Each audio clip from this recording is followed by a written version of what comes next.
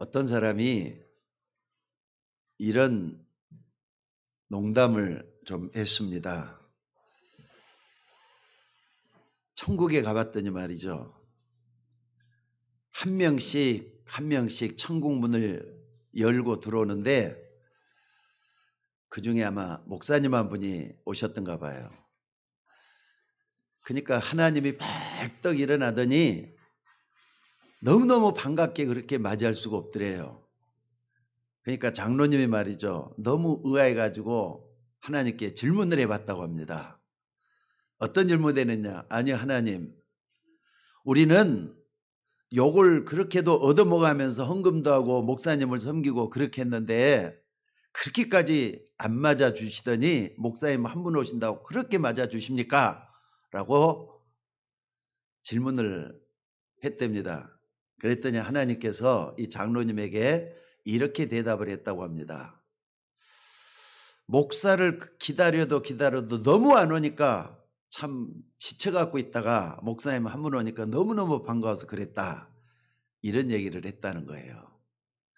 물론 그분이 천국을 가보고 그런 얘기한 게 아니라 오늘날의 목사를 비꼬아 가지고 이런 이야기를 한 것이다 하면서 농담 삼아 어디서 들은 에피소드를 가지고 얘기를 한 겁니다. 사실 여러분들, 우리가 사는 이 땅에는 구원받지 못한 그런 사람이 하는 일도 있습니다. 오늘 말씀을 들으면서 좀 생각도 좀 잘 해보고 정말로 여러분들이 살아가는데 큰 지혜가 얻어지기를 바라겠습니다.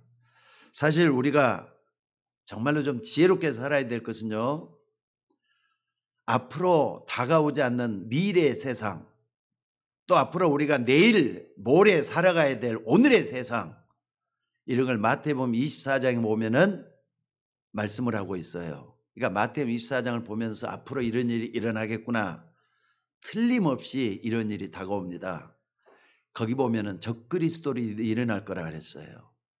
또 천재지변, 기근이 일어나고 또 뿐만 아니라 여러 가지 지진이 일어나고 그러면서 사랑도 식어지고 서로가 서로를 미워하고 이런 일이 계속 닥칠 것이다. 이런 얘기를 했습니다. 그리고 또 마태복음 25장에 보면은 교회에 대한, 오늘날 교회에 대한 비유가 3개 나오고 있습니다.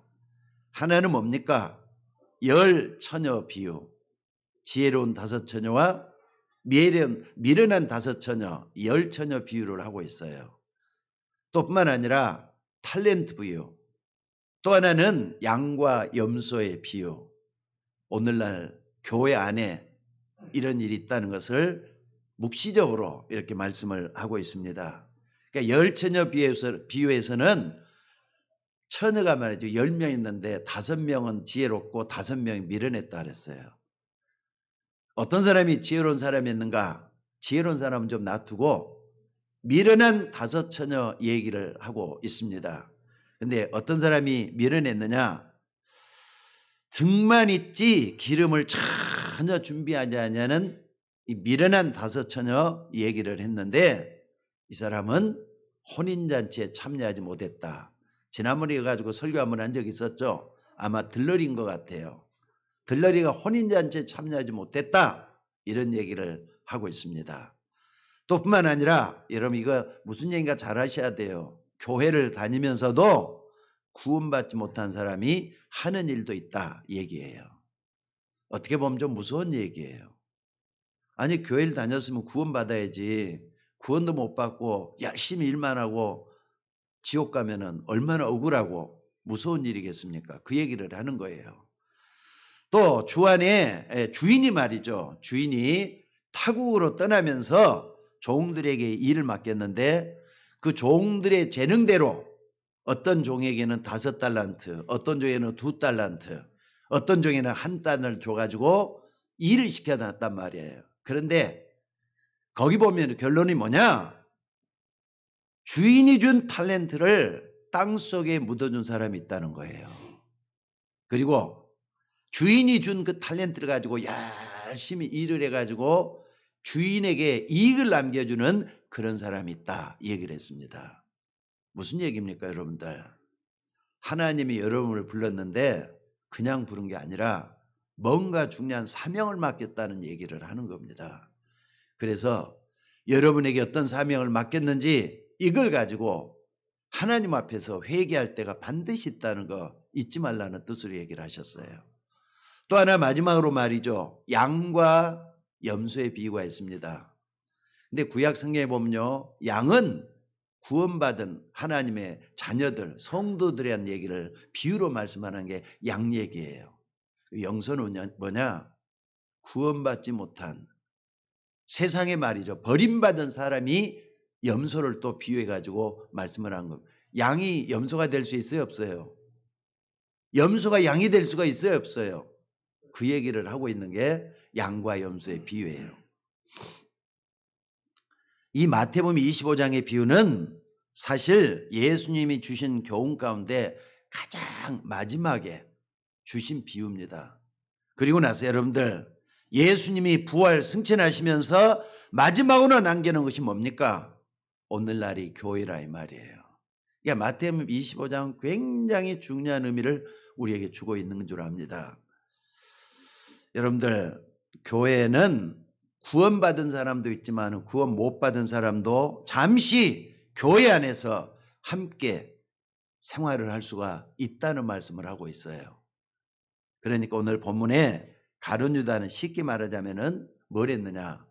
목사 일을 한 겁니다. 조금만 더 지나면은 이 가룟 유다도 가롯 유다 사도라고 부를 수 있는 그런 사람이었어요. 왜냐하면 분명히 가룟 유다는 3년 동안 예수님을 따라다니면서 제자라고 불렸잖아요. 예수님의 제자 가룟 유다. 맞습니까? 틀립니까 여러분들? 예수님의 제자 가룟 유다였다 이 말이에요. 그런데 이렇게 유다는 예수님을 3년씩이나 따라다녔으면서도 멸망당했다는 사실이에요. 여러분 가룟 유다가 어떻게 죽었다 그랬죠? 스스로 목숨을 끊었다 그랬어요. 그것도 양심의 가책에 못 미쳐가지고 양심의 가책 때문에 내가 죄 없는 분을 죽였구나 이걸 깨달아가지고 양심으로 깨달은 거란 말이에요. 후회를 하면서 죽었다 그랬어요. 여러분들 양심의 가책에 의해서 후회한다고 소용없어요. 회개하고 하나님께 돌아와야지. 그러니까 회개 안 하는 양심은 있으나마나한 양심이에요. 양심껏 예수 믿으면 된다? 아닙니다. 회개하고 하나님께 돌아와줘야 되는 맞는 거예요. 근데 그 가룟 유다는 회개를 하지 않고 후회만 했. 그래서 지옥까지 갔다는 걸 잊지 마시기 바랍니다. 오늘 11절에 다시 한번 여러분들이 봐보시기 바랍니다. 12 제자 가운데 하나라고 말을 했는데 여기 한번 잘 봐보셔요. 12 중에 하나인 가룟 유다가 예수를 넘겨주려고 대제사장들에게 가며 그들이 듣고 기뻐하여 돈을 주기로 약속하니 유다가 예수를 어떻게 넘겨줄까 하고 기회를 찾더라라고 했습니다. 이게 가룟 유다의 마지막 사역이에요. 아니 감히 예수님의 제자 중에 하나라 그랬잖아요. 분명히 그랬다니까. 12 중에 하나인 가룟 유다가 12 제자 중에 한 사람인 가룟 유다라 이 말이에요. 근데 12 사도가 될 사람 중에 그 한 사람이 예수님을 팔아넘겨서 예수님이 있는 것을 알려주고 은 30을 받았다 그 말이에요.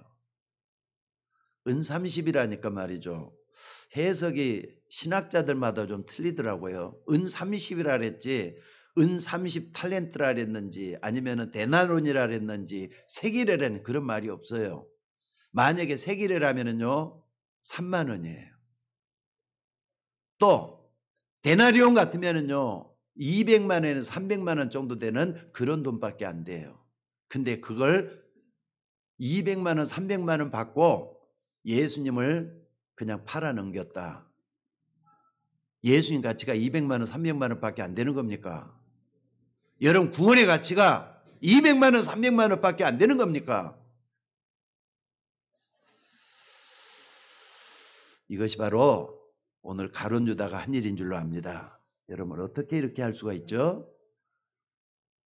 우리는 그렇게 생각할 수가 있겠지만은 제가 알기로는 이렇습니다.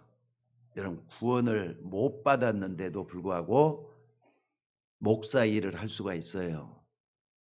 구원을 못 받았는데도 불구하고 장로도 될 수 있고 집사도 될 수 있고 주일학교 선생도 할 수 있고 구원을 못 받았는데도 성가대에 앉아서 봉사할 수도 있고 그래요. 잊지 마시기 바랍니다. 그렇기 때문에 이런 문제는 굉장히 심각한 교회 문제가 될 수가 있는 줄 압니다.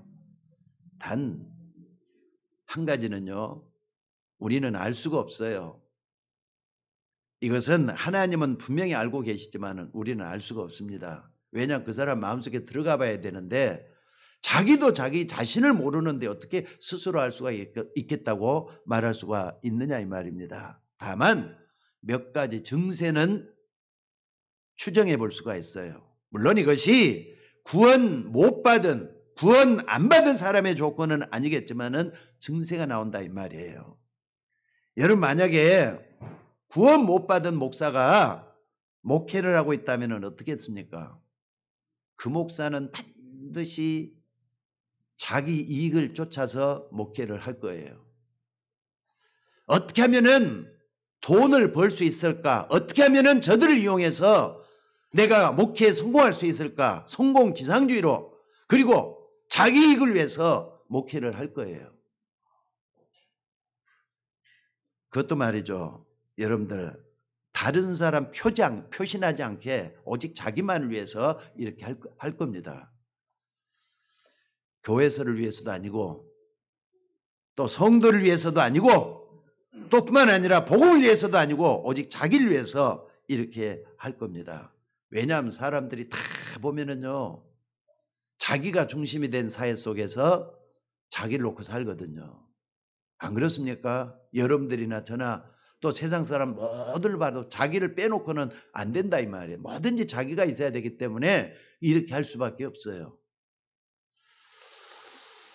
구원 못 받은 사람은 결국에 가서는 자기가 중심이 될 수밖에 없다는 걸 잊지 마시기 바랍니다. 그럼 오늘 가룟 유다 한번 봐보시기 바랍니다. 예수님을 따라다니다 보니까 아마 예수님이 처음에는요 대단하다고 생각했을 거예요. 아니 죽은 자도 살려내요. 오병이어 아니 물고기 2마리와 빵 5개 가지고 5,000명을 먹이는 그런 기적을 행하셨던 하나님이에요. 예수님이. 그러니까 하나님이 아니라 예수님을 그렇게 엄청난 분으로 봤을 거예요. 아니 예수님 말이죠. 무리를 걸어오시고 그랬잖아요. 뿐만 아니라 예수님 앞에만 찾아가면은 어떤 병을 걸렸든지 간에 다 낫고 그랬어요.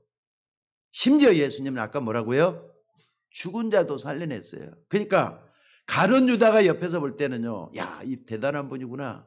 저분만 따라다니다 보면은 내가 출세도 할 수 있겠구나. 그래야 예수님을 따라다녔을 것 같아요. 그런데 가만히 보니까 예수님이 그게 아니란 말이에요. 가면 갈수록 자꾸 이상한 방향으로 몰고 가는 거예요.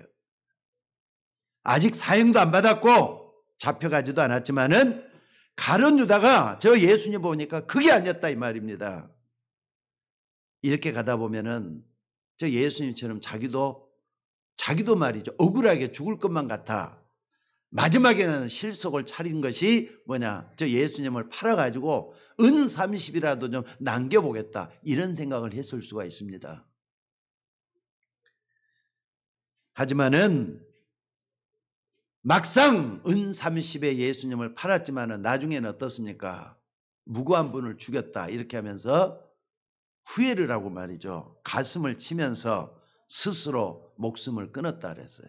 그 말은 무슨 말? 끝까지 예수님이 이 땅에 뭐하러 오셨는지 정확하게 알지 못했던 그런 사람의 말로예요.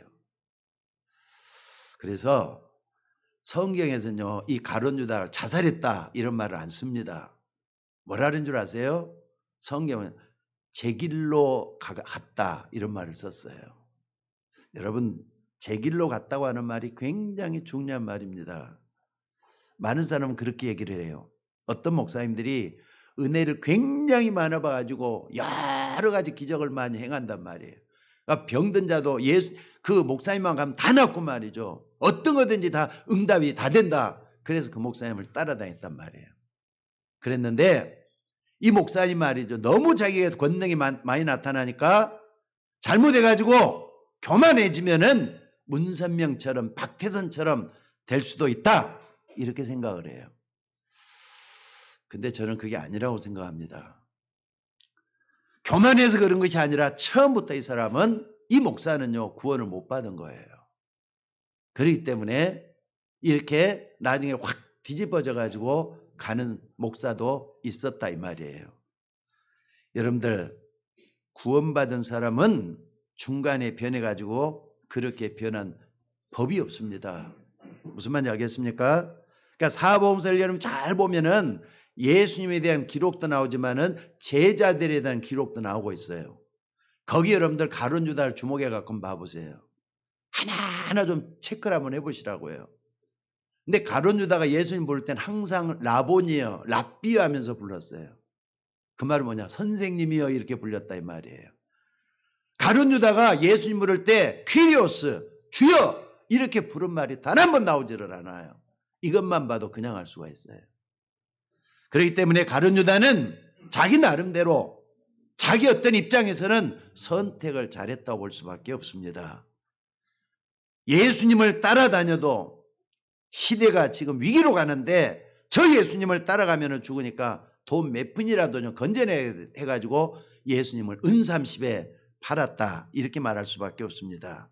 그러니까 한마디로 구원받지 못한 목사가 있으면은 그 목사는 반드시 자기를 위해서 다 할 수밖에 없다 이 말이에요. 그러니 여러분 구원 못 받은 사모가 될 수도 있고 구원 못 받은 사람이 장로도 될 수 있고 구원 못 받은 사람이 집사도 될 수 있다는 거 잊지 마셔야 돼요. 자꾸 이것저것 재면서 교회 안에서 이런 사람 보면 자꾸 주도권만 찾아요. 근데 감사한 것은 우리 교회는 전부 다 구원받았는가 봐요. 주도권을 주장하고 내가 여기서 하는 것을 뭐 이렇게 나만을 위해 달라 이런 분은 우리 교회는 한 분도 없는 것 같아요. 여러분들 사실 교회 오면은 여러분들은 뭘 준비를 해야 되느냐? 헌신할 준비만 하면 되는 거잖아요. 내 몸을 바쳐서 하나님께 제물로 드리겠다 하는 게 헌신이에요. 근데 언제든지 눈치 보면서 일을 해요. 이런 사람들은. 또 앞장서면 될 텐데 분입이 봐가면서 나 아니면 저런 사람은 저 사람이 하겠지 이런 생각을 갖는 사람도 있어요. 그러니까 이런 사람일수록 자꾸 주도권을 지려고 하는 거예요. 결국 뭡니까? 여러분 예를 들어 보겠습니다. 몇만 명 교회가 아직까지 우리 교회는 많이 있거든요. 그런 교회 가보면은요 갈등이 있어요. 또 장로님들끼리 또는 목사님과 장로님끼리 서로가 얘기를 해요. 왜 그렇게 갈등을 하고 싸움을 하는 줄 아세요? 기싸움을 왜 하는 줄 아세요 여러분들? 결국에서 기득권 싸움이에요.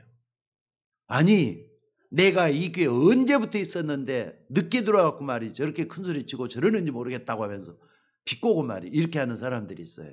나 그런 경우 난 부목사부터 지금까지 하면서 참 많이 봤거든요. 교회 안에 갈등은 그 문제였어요.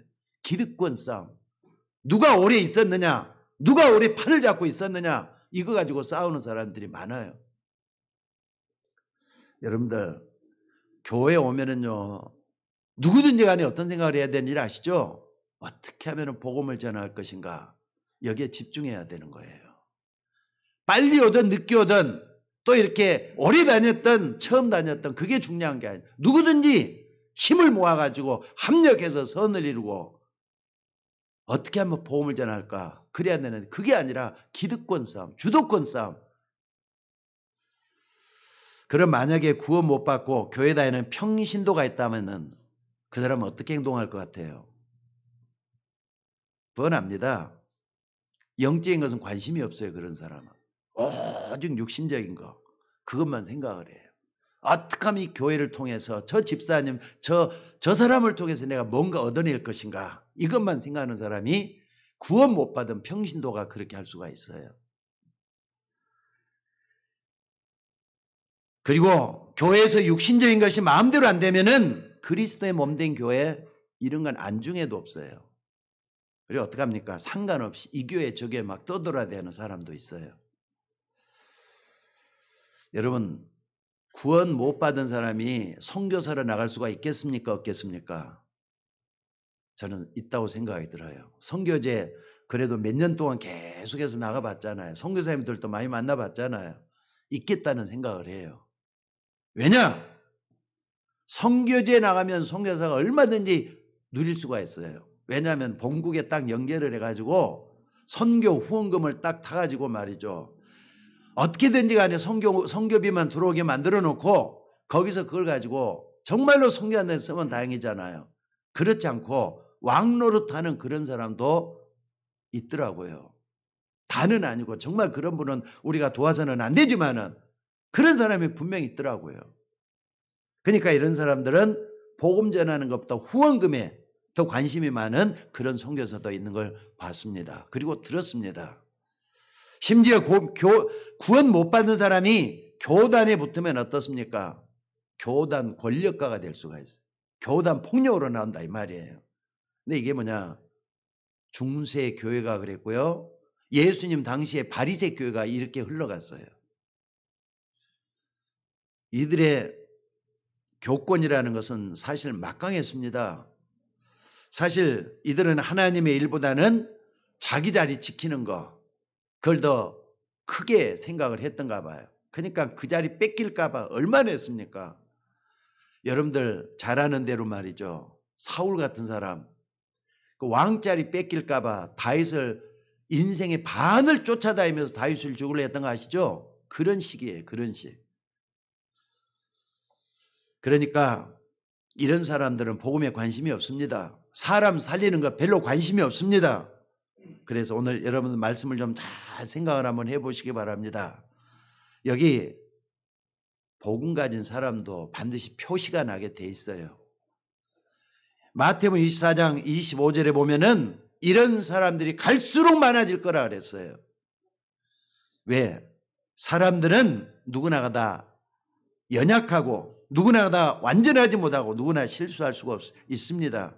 그런데 그 속에서도 복음을 사랑하고 복음을 좋아하는 사람은요 반드시 표가 나요. 여러분 복음을 사랑하십니까? 정말로 여러분들 복음이 여러분 마음속에서 지배를 하고 있습니까? 한번 생각을 한번 해보십시다. 어떤 사람이 말이죠. 옛날에 저도 음악을 좀 잘하지는 못해도 좋아했던 사람 중에 한 사람인데 진짜 음악 좋아하는 사람 집에를 한번 가봤어요. 가봤더니 옛날부터 모아놨던 디스크판 있죠. 이게 그냥 책꽂이에 가득하더라고요. 그거 다 들어봤냐 그랬더니 항상 듣는데요.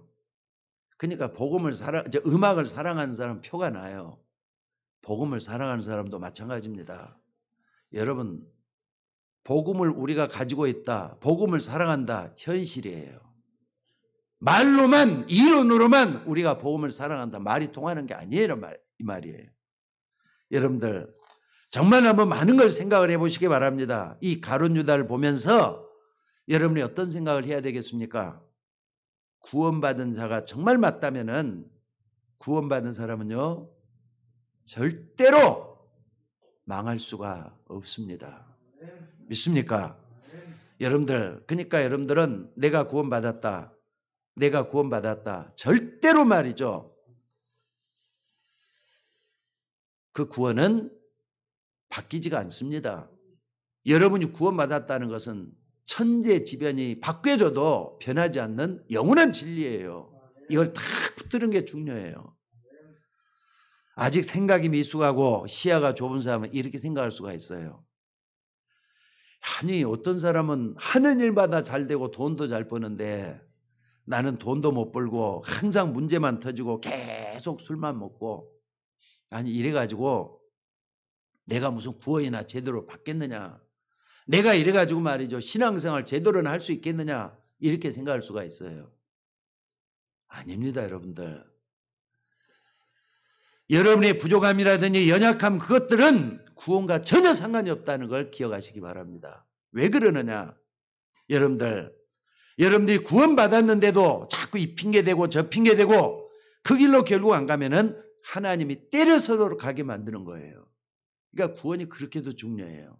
여러분 구원이 여러분 마음대로 해가지고 구원받게 되고 안 받게 되고 그게 아니라는 뜻이에요. 여러분 한 번 구원받은 것은 절대로 바뀌지도 않고 변하지도 않는다는 걸 여러분 좀 붙잡았으면 좋겠어요. 아니 그럼 목사님 가룟 유다가 어떻게 저렇게 될 수가 있겠습니까? 여러분들 예수님을 따라다니면서 그렇게 은혜 받고 모든 기적 다 보고 그랬는데 가룟 유다 어떻게 저럴 수가 있죠? 한번 생각을 한번 해보세요.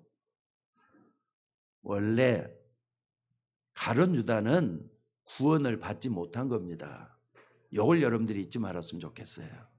그러다가 시간표가 오게 되니까 그냥 무너진 것뿐이라 이 말이에요. 가룟 유다는 절대로 구원 못. 제 길로 갔거늘 그랬잖아요. 제 길로 갔거늘. 오늘 여러분이 믿는 예수님은 누굽니까? 그리스도 맞습니까? 맞으면 아멘 크게 한번 해보세요. 여러분 예수님이 누구죠? 그리스도 믿습니까? 그 믿는 사람 누구든지 구원 받았어요. 하나님 자녀가 된 거예요. 요한복음 3장 16절입니다. 하나님이 세상을 이처럼 사랑하사 독생자를 주셨으니 이는 저를 믿는 자마다 멸망치 않고 영생을 얻게 하려 하심이니라. 맞습니까? 여기에는 진실이 담겨져 있어요. 말로만 믿는 게 아니에요. 여기에는 생명 있는 역사가 담겨져 있어요. 여기에는 여러분의 진실이 담겨져 있어요. 그렇기 때문에 구원을 받은 겁니다. 혹시 구원의 축복을 모르면은 잠깐 말이죠. 이상하게 좀 나갈 수도 있어요. 그런데 빨리 좀 벗어났으면 좋겠어요, 여러분들이. 그래서 구원을 받았는데도 구원받는 자의 축복을 잘 몰라서 때로는 자기중심적으로 인본주의로 나갈 수도 있습니다. 그런데 이것도 때가 되면 여러분 다 고쳐지게 될 거예요. 내가 내중심적이구나 할 때도 있어요. 또 내가 너무나도 머리만 쓰고 있는 건가 할 때도 있어요. 그러나 때가 되면 하나님이 다 고쳐가지고 여러분을 쓰신다 이 말이에요. 하나님은 여러분을 만들어 쓰시는 하나님이셔요. 다만 이런 사실로 인해서 여러분들이 말이죠. 완전히 가룟 유다처럼 생각해서는 안 된다 이 말이에요. 아니 나는 가룟 유다가 내가 잘못했구나 깨달았을 때 하나님께 회개하고 돌아왔으면 어땠을까? 나는 구원받았을 거라고 믿습니다. 근데 회개를 안 했어요. 회개했다는 건 하나님께 완전히 마음이 돌아와줘야 되는 그게 안 됐기 때문에 되는 거예요. 여러분들 증거를 한번 대보겠습니다. 성경이 증거예요. 아브람, 이삭, 야곱, 요셉이 멸망당했습니까? 아니면은 하나님의 축복 속으로 들어갔습니까? 예? 대답을 한번 해보셔요. 이 사람들은 믿음의 조상들이잖아요. 믿음의 조상들 그렇게도 어려움 많이 당했지만은 멸망했단 말이 단 한 번도 안 나와요. 하나님의 백성은 어떤 경우에도 망하지 않는다는 거 잊지 마시기 바랍니다. 아니 모세, 여호수아, 갈렙 이런 사람들이 망했습니까? 안 망했잖아요. 안 망했잖아요. 광야길 거라는 하나님의 백성은 물이 없어도 살았고 바다가 앞을 가로막혔어도 강이 가로막혔어도 산다는 얘기예요. 그게 하나님 백성들의 사는 모습이에요. 그러니까 여러분들 코로나 너무 겁내지도 마셔요. 무슨 말인지 알겠습니까? 코로나 너무 겁낼 필요도 없습니다. 그게 여러분의 생명을 삼키지를 못하게 돼 갖고 있어요. 그게 여러분들을 지옥까지 끌고 가지는 않는다 이 말이에요. 오늘 여러분이 제가 하는 설교를 잘 좀 이해를 할 수 있기를 바랍니다. 어떤 사람은 그래요. 아니 목사님 그래도 성경을 이렇게 해석하면 이런 해석이 나오고 저렇게 해석하면 저런 해석이 나오잖아요. 꼭 그렇게만 보십니까? 할 수도 있습니다. 근데 절대 그렇지 않습니다. 여러분들 할 수만 있으면 성경을 좀 잘 보셔야 돼요. 이스라엘 백성들이 포로가 되어서 결국 완전히 없어졌는데도 하나님의 백성은 살아남았습니다. 그게 사드락, 메삭, 아벳느고, 다니엘 같은 사람들이에요. 여러분들 하나님의 백성은 망하지 않습니다. 맞습니까? 아무리 큰 핍박이 일어나고 로마가 누르고 사자법이 되고 감옥에 쳐넣어도 하나님의 백성 죽지 않고 살아남았다. 이게 신약 성경이에요. 무슨 말인지 알겠습니까? 하나님의 백성 많은 법이 없다니까요. 그리고 앞으로 미래는 어마어마한 일이 분명히 벌어질 겁니다. 우리 미래에 사단의 역사가 엄청나게 일어나도 하나님의 백성 절대로 망하지 않는다. 그게 뭔 줄 아셔요? 요한계시록의 역사예요. 그게 여러분들 하나님의 백성 속에 내가 있는 거 축복인 걸 믿으시기 바랍니다. 그러니까 여러분들 이거 해석을 좀 잘해야 되겠지만은요, 여러분들이 항상 말씀을 들으면서 정리를 잘하고 있어야 돼요. 결론은 뭘로 남아야 되느냐? 나는 하나님의 백성 맞다. 나는 하나님의 자녀다. 나는 구원받았다. 이것만큼은 남아있어야 돼요. 맞습니까? 그러니까 하나님의 백성인데 정신 못 차리고 하나님의 은혜를 못 받으면은 결국에서는 어떻습니까? 얻어 터져요. 여러 가지로 얻어 맞아요. 그래가 결국엔 돌아오게 돼 갖고 있어요. 그게 탕자의 비유잖아요. 탕자의 비유가 뭡니까? 자기 멋대로 자기가 하는 대로 다 가봤는데 나중에는 내가 하나님, 내가 아버지 잘못했습니다 하고 돌아오잖아요. 그런 것처럼 얻어맞고 나서 돌아오게 돼 갖고 있는 게 하나님의 자녀. 그래도 하나님 자녀예요, 여러분들. 맞습니까? 여러분들 교회사가 증거를 해요. 또 성경도 또 모든 게 그렇지만은요, 교회사가 이걸 증거를 해요. 여러분들 예수님 당시에 막강했던 바리새인들, 그리고 조그만 초대교회를 없애려고 했는데 없앴으니까 못했습니까? 바리새교회는 어마어마했어요. 근데 초대교회는 이제 시작한 아주 미미한 교회였어요. 근데 초대교회가 이겼어요? 바리새교회가 이겼어요? 초대교회가 이겼잖아요.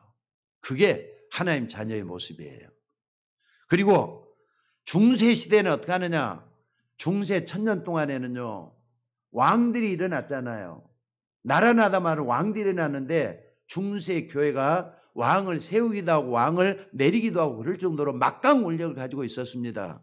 그런데 이 중세 교회가 말틴 루터, 쯔빙글리 또는 이렇게 이런 칼빈 이런 종교학자를 그렇게 없애려고 했는데 없애질 못했어요. 그들의 사상들은 말이죠, 지금까지 남아있어 가지고 성경을 증거하도록 만들어줬어요. 이게 뭡니까? 바로 하나님의 백성은 망하지 않는다는 증거잖아요.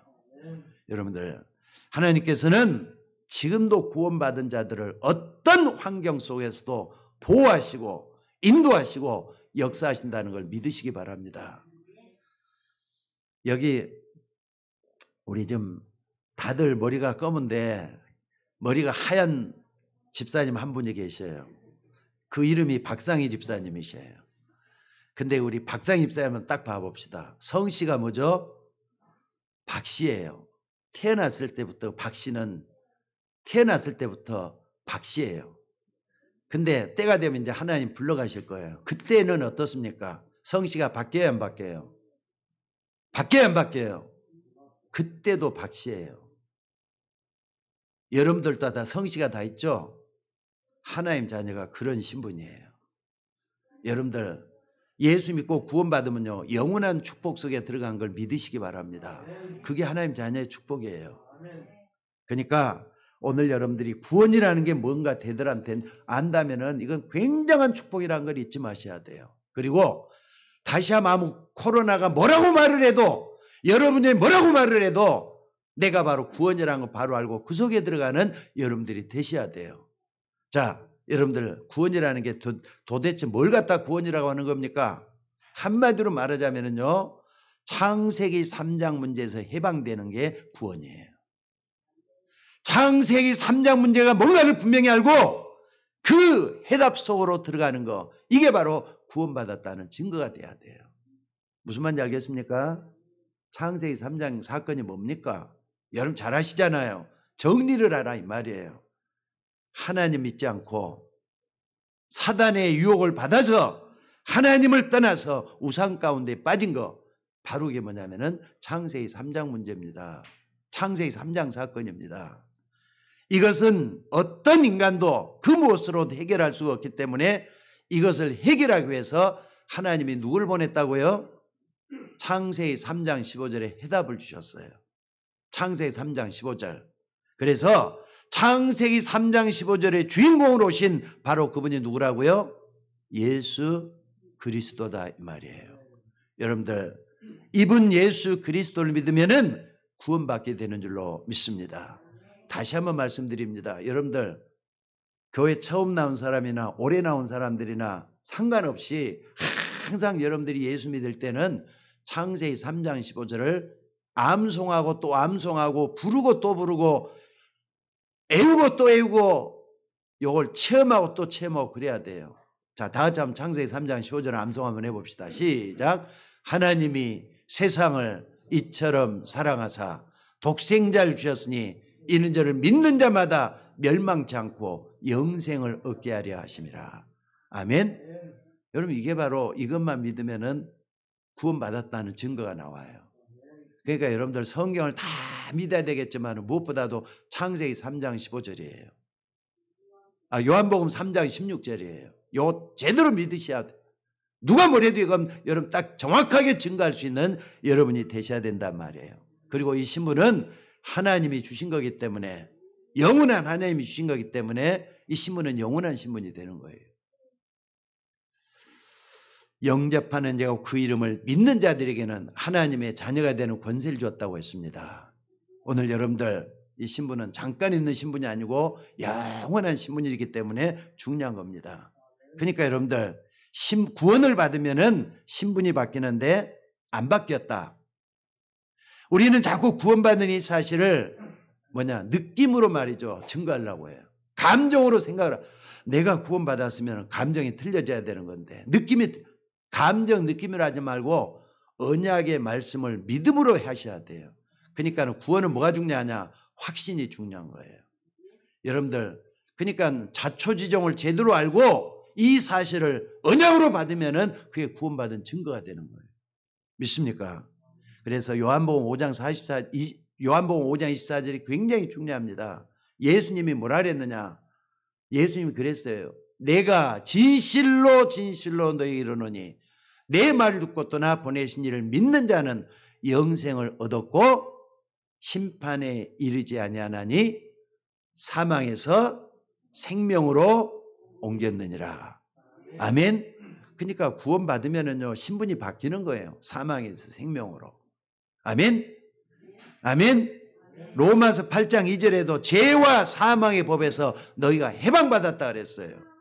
로마서 8장 12절 16절에 보니까 너희가 하나님의 아들이면은 다시는 무서워하는 종의 영을 받지 아니하고 양자의 영을 받았다 그랬어요. 양자의 영이라는 것은요 양자 직접 난 자식이 아니라 양자가 될 수 있는 법을 얘기하는 거예요. 저 사람을 그러니까 어떤 아이를 갖다가 내 아이로 등록을 시키겠다 해서 호적에 딱 들어가면은 양자가 되는 거잖아요. 마찬가지 양자의 영을 받았단 말이에요. 여러분들 예수 믿으면은 양자의 영을 받게 된 것을 믿으시기 바랍니다. 굉장히 중요한 사실들이에요. 그리고 우리는 절대로 흑암 권세를 이길 수가 없지만은 뱀과 정갈을 밟으며 원수의 모든 능력을 제할 권세를 너에게 주었다 그랬어요. 이걸 그대로 믿으면 돼요. 믿습니까? 그러니까 구원받는 자의 능력이에요. 이게 바로 말씀을 딱 붙잡고 뱀과 정갈을 밟으며 원수의 모든 능력을 제할 권세를 너에게 줬다. 이걸 그대로 믿으면 되는 거예요. 말씀만 그대로 받으면 하나님의 능력이 여러분에게 나타낼 줄로 믿습니다. 그래서 여러분의 관심이 어디에 있어야 되느냐? 이것부터 빨리 좀 회복해야 돼요. 하나님 자녀가 맞다면은 진실함으로 하나님 앞에 나간다면은 여러분의 마음 중심이 어디에 있어야 되는 겁니까? 한마디로 말하자면 오늘 말씀의 뜻이 뭡니까? 한마디로 말하자면은 가룟 유다처럼 되지 말라는 거예요. 여러분 이것을 몰라서는 안 됩니다. 구원받은 자는 이미 신분이 바뀌어져 버렸어요. 요한복음 8장 44절 예수님이 직접 그랬잖아요. 너희는 너희 아비 마귀에게서 났으니 너희 아비의 욕심을 너희도 행하고자 하느니라. 불신자를 두고 하는 말이에요. 하나님을 안 믿는 하나님을 모르는 사람을 신분을 두고 하는 말이에요. 그러니까 마귀의 자녀에서 하나님의 자녀로 사망에서 생명으로 옮겨진 게 바로 그게 뭡니까? 하나님 자녀의 신분이라는 것을 꼭 좀 기억하시기 바랍니다. 그러니까 요한복음 8장 44절에서 요한복음 1장 12절로 바뀌어져 버린 거예요. 여러분 어디에 있습니까? 요한복음 8장 44절에 있어요. 요한복음 1장 12절에 있어요. 아멘? 아멘? 그러니까 여러분들은 구원받은 그 순간부터 이 축복을 항상 누려야 돼요. 말로만 하나님의 자녀다 하지 말고 이론적으로도 성경적으로도 정확한 걸 붙잡고 난 하나님의 자녀야. 이 신문 속에 있어 믿으시기를 주의 이름으로 축원합니다. 그렇기 때문에 구원받은 자에게는 엄청난 축복이 있다 이 말이에요. 여러분의 뭐가 계시죠? 성령이 계시기 때문에 여러분은 절대로 망할 수가 없고 아무도 여러분들을 건드릴 수가 없다는 걸 믿으셔야 돼요. 맞습니까? 자, 다시 한번 말씀드리면 여러분 안에 누가 계신다고요? 성령님이 계셔요. 너희가 하나님의 성전인 것과 하나님의 성령이 너희 가운데 가는 것을 알지 못하느냐 그랬어요. 그러니까 여러분이 예수 믿는 그 순간부터 성령은 여러분 마음속에 계신 겁니다. 꼭 붙잡고 말이죠. 조금 더 의심하지 마셔. 마귀가 자꾸 아이고 저건 안 믿어져. 저 내 속에는 100% 아니고 10%만 믿을까 말까? 자꾸 그게 마귀가 혼동을 주는 거예요. 하나님 말씀 그대로 믿으시기를 주의 이름으로 축원합니다. 왜 나는 영접을 했는데도 문제가 있느냐? 문제가 있을 수 있죠. 사람 사는데 문제 없는 데가 어디가 다 있어요. 근데 여러분들 언약을 붙잡고 정말 기도해 보시기 바랍니다. 기도도 약하게 하지 말고 좀 강하게 하셔야 돼요. 아니 세상을 살 때도 말이죠. 의심하면서 사는 사람하고 세상을 사는 확신을 가지고 사는 사람하고 사는 방법이 틀리게 돼가고 있어요. 하나님 자녀도 마찬가지예요. 의심을 하고 자꾸 말이죠. 뭔가 모르게 자꾸 불신을 하는 사람하고 확신 속에 거하는 사람하고는 사는 방법 자체가 틀려요. 결과도 틀리고 당연히. 그래서 오늘 여러분들 왜 자꾸 문제 해결이 안 되느냐. 그래서 말이죠. 여러분들 예수 믿는 여러분들이 예배도 드리고 말씀을 받아라는 이유 가장 좋은 방법이 성령 인도를 받기 위해서 그렇게 하는 거예요. 그러니까 성령이 내 안에 거하셔요. 또 성령으로 나를 인도하셔요. 말씀이 인도하는 걸 성령이 인도한다고 말씀을 하는 거예요. 또 뿐만 아니라 왜 자꾸 기도하라느냐. 능력이 있어야 될 거 아니에요. 세상 살아남은 능력이 있어야 되니까. 그래서 성령의 역사, 성령의 내주, 성령의 인도, 성령의 역사. 여러분 이 사실을 믿습니까? 신자의 축복 속에 가장 중요한 게 성령의 내주, 인도 역사예요. 또 이런 사람에게는 어떻습니까? 하나님이 주의 천사들을 보내시면서 인도하신다 그랬어요. 믿으셔야 돼 이거. 왜 경험을 못 해봤다고 체험을 못 해 그러지 말고 하나님은 주의 천사들을 파송하셔서 모세 앞서서 인도하시고 모세 뒤에서 인도하셨다 반드시 말씀을 했어요. 그 요거 딱 본다면은요. 하나님 내 앞길도 천사를 보내서 인도할 게 맞아. 믿는 거예요. 또 뿐만 아니라 아까도 얘기했지만 뱀과 정갈을 밟으며 원수의 모든 능력을 제할 권세를 내게 줬다. 흑암 세력이 무너진단 말이에요. 오늘 여러분들 이걸 믿으시기를 주의 이름으로 축원합니다. 요한계시록 8장 3절에도 보니까 기도할 때마다 하나님은 하늘 보좌에서 주의 천사를 보내서 여러분에게 늘 다 바르시고 미리 역사하신다 말씀을 하셨습니다. 여러분들 하나님 눈에 안 보이게 주의 천사를 보내서 여러분에게 역사하신다는 걸 믿으시기 바랍니다. 그래서 이 사실을 초대 교인들이 확인하기 위해서 뭐 했다고요? 마가다라 뭐 했다고요? 힘써서 기도했다 그랬어요. 여러분들 코로나 때문에 모여서 함께 기도한다는 건 지금 굉장히 어려워요. 그렇다 여러분 기도 안 해도 되느냐? 착각하지 마셔요. 기도 더 많이 하셔야 돼요. 여러분들 혼자 있으면서 기도의 단을 좀 스스로 쌓는 여러분들이 되셔야 돼요. 아무리 바빠도 기도하는 시간 만드셔야 돼요. 신자의 축복 7가지 붙잡고 정말로 한번 기도해보라 이 말이에요. 하나님이 역사할 줄로 믿습니다. 성령 충만 받고 나면은 세상 이기는 힘이 생겨요. 믿습니까? 그러니까 세상 사람들과 똑같이 살아가면서 이런 영적인 힘이 없이 어떻게 우리가 세상을 이긴다고 할 수가 있겠습니까? 그래서 오직 성령이 임하시면 권능을 받고 이렇게 말씀을 하고 있는 줄로 믿습니다. 여러분들이 좀 분명히 할 것은요. 이 땅의 모든 종교는 알게 모르게 우상을 숭배하고 있다는 거 잘 알고 있죠? 어떤 종교든지 딱 가보면 우상들이 다 있어요. 어떤 종교라 할 필요 없이 다 있잖아요. 근데 고린도전서 10장 20절에 보니까 이런 불신자들이 제사하는 거 놓고 뭐라 그랬느냐. 대저 이방인의 제사하는 것은 귀신에게 하는 것이요 하나님께 하는 것이 아니라 그랬어요. 맞습니까? 맞습니까?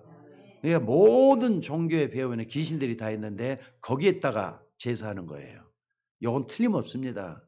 그래서 오늘 여러분들 믿는 자가 가는 곳마다 흑암 세력, 모든 사단의 세력은 결박이 되고 귀신이 쫓겨나게 될 걸 믿으셔야 돼요. 여러분 믿는 자는 어디 있는지 가보면은 하나님 나라가 이루어지게 돼 있다는 걸 믿으시기 바랍니다. 그래가지고 또 어디 가느냐? 저 영원한 하나님 나라 천국에 가게 돼 있잖아요. 그러니까 여러분들 신자의 축복 7가지만 가지고도 정말로 내가 얼마나 큰 축복을 받았는가 이걸 항상 누리는 여러분이 되셔야 될 줄로 믿습니다. 그러니까 여러분들 가룟 유다가 이런 신자의 축복을 제대로 누렸겠느냐? 나는 아니라고 봐요. 정말 아니라고 봐요. 신자의 축복을 누린 게 아니라 어떻게 하면 예수님을 통해서 이익을 볼 것인가 이거에 집중했던 사람이 가룟 유다예요. 그러니까 제자가 아닌 거죠. 여러분들 이런 신자의 축복 6가지 가지고 마지막 하나는 뭐냐? 제자 삼는 사역이에요. 여러분 가는 데마다 여러분과 똑같은 제자를 만들 생각을 하면서 제자 삼는 사역에 여러분의 인생이 꽂혀 있기를 주의 이름으로 축원합니다. 사실 이거 하나 때문에 예수님이 부활하시고 승천하시고 나서 맨 마지막 남겼던 게 뭡니까? 볼지어다 내가 세상 끝날까지 너희와 항상 함께 있으리라. 여러분들 너희는 가서 모든 족속은 뭘 삼아? 제자 삼으라 그래놓고 맨 마지막 20절에 뭐라 그랬습니까? 볼지어다 이 말은 확실하다 이 말이에요. 내가 세상 끝날까지 너희와 항상 함께 있겠다. 하나님의 관심, 하나님의 초점, 하나님이 집중하는 거 그만 제자 삼는 사역이 있기 때문에 여기에 힘쓰는 사람에게 함께하겠다 말씀하신 줄로 믿습니다. 그럼 여러분들이 땅에서부터 하늘까지 신자의 축복을 우리가 쭉 좀 봤는데요. 이게 신자의 축복인 줄로 믿습니다. 그러니까 시급한 게 뭐냐? 여러분들이 바로 이 하늘의 축복 이걸 회복하는 거예요. 여러분 하나님 자녀 축복 가지고 있죠? 이걸 체험을 하고 누리는 데까지 가셔야 돼요. 어디에서? 코로나가 있는 그 현장에서, 여러분의 직장에서, 생존 경쟁하는 여러분의 직장에서 여러 사람들과 함께 살면서 이 축복을 누리는 여러분이 되셔야 될 줄로 믿습니다. 그러니까 여러분들 하나님의 자녀된 축복을 체험하라. 이게 뭐냐? 오늘 가룟 유다를 통해서 하나님이 암시하고 있는 중요한 부분이에요. 근데 가룟 유다는 누렸어요? 못 누렸어요? 못 누렸다니까. 오늘날 교인들이 복음을 누리고 신자의 축복을 누리라면 너무나도 힘이에요. 그래서 힘이 없는 거예요. 여러분들 우리 주변에 이런 사람들이 많이 있다는 걸 생각하고 나 혼자만이라도 정말로 하나님이 기뻐하는 그런 사람 좀 돼야 되겠다. 이 속에 있는 여러분이 되셔야 될 줄로 믿습니다. 여러분들 어떤 사람은요 신앙생활을 참 잘하는 것 같이 보여요. 가룟 유다 보면서 많은 생각을 해보셔야 돼요. 근데 이 사람들 딱 보면 성령 충만 뭐 할렐루야 하면서 말이죠. 자기는 기도 많이 한다 그러는데 이상하게 돈 얘기만 나오면 태도가 싹 달라지는 사람도 있어요. 이게 뭘 얘기하는 겁니까 여러분들? 늘 기도하다가 돈 문제 나오면은 싹 안면 몰수하고 딴 사람 변하는 그런 사람들이 있어요. 그러니까 여러분의 관심이 어디에 있느냐? 하나님의 영적인 축복소로 들어가셔야 된다 이 말이에요. 그래서 그 사람이 세상을 더 사랑하고 돈을 더 사랑하는지 아니면은 하나님의 복음을 더 누리고 있는지 그것은 하나님만이 아셔요. 천국 가봐야 알아요. 어떤 면에서 목사도 잘 모릅니다. 안 그렇습니까? 여러분의 겉모습만 보고 목사도 신이 아닌데 어떻게 알 수가 있겠어요. 그러나 하나님은 다 저울질하고 있다는 거 잊지 마셔야 돼요. 그래서 신앙생활은 누구 앞에 해야 된다? 양심 앞에. 여러분 자신에게는 양심 앞에 하셔야 돼요. 그리고 하나님 앞에 여러분들이 그 결과를 내놓으셔야 돼요. 그게 여러분들이 구원의 축복을 누리고 구원을 회복하는 역사가 일어난 줄로 믿습니다.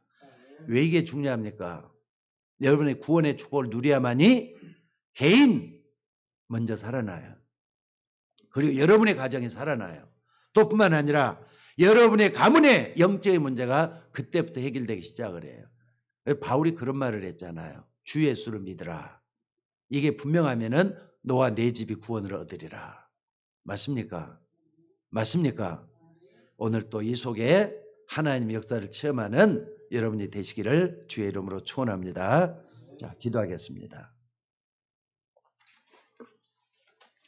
하나님, 은혜와 사랑을 감사합니다. 저희가 모시간 이처럼 사랑하셔서 하나님의 역사를 다시 한번 체험하게 하시고 오늘까지 여기까지 우리를 인도해 주셔서 하나님을 우리 주님이라고 부르면서 오게 하시는지 감사를 드리지 않을 수가 없습니다. 오늘 또 가룟 유다가 아니라 신자의 축복을 누리고 하나님의 자녀된 걸 누리고 구원받았음을 누리고 하나님 앞에 서 있는 주의 종들을 하나님 축복해 주시기를 원합니다. 하나님 앞에 우리의 믿음이 상달되고 하나님이 바라보시기에 합당한 주의 종들이 되도록 오늘 또 인도하여 주옵소서. 오늘 가룟 유다를 통해서 주시는 교훈이 뭡니까? 가룟 유다처럼 되지 말라고 했습니다. 너무나도 무서운 엄청난 일 아닙니까? 우리의 믿음이 하나님 앞에 있기를 원합니다. 하나님이 쓰시는 믿음의 종이 되기를 원합니다. 그래서 우리 모두가 다 하나님 앞에 서게 하여 주옵소서. 감사드리며 우리를 구원하신 예수님의 이름으로 기도드리옵나이다. 아멘.